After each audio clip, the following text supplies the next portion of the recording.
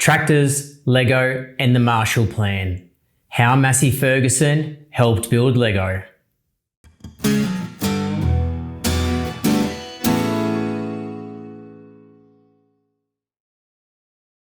Lego is a famous Danish company known for producing interlocking plastic bricks. Massey Ferguson is a famous English company known for producing agricultural machinery, tractors, and other implements.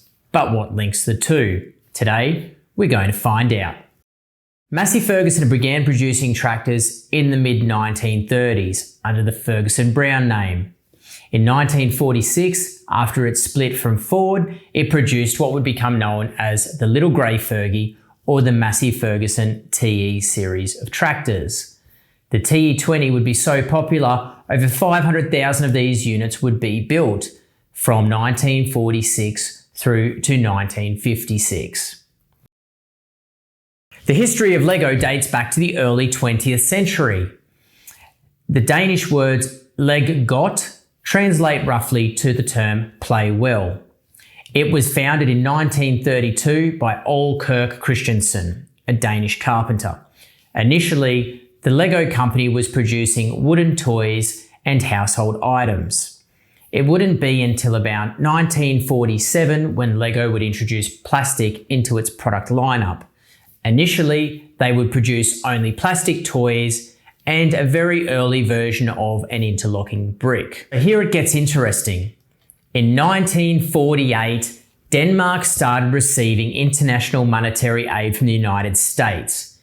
This aid was part of a package to help European economies after the war.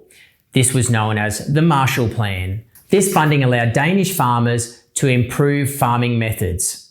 They were able to mechanise for the first time and replace horse and oxes.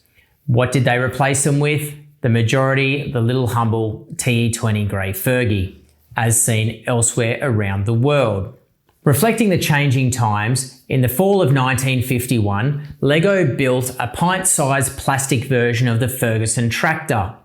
Not only was the Little Grey Fergie ploughing its way around the fields of Denmark, it was ploughing its way through the toy market. It turns out people could not get enough of it, whether it was people who were looking at the build-it-your-own adventure or playing with the ready-made model. This tiny toy tractor triumph would soon be the superstar of Lego's plastic toy division.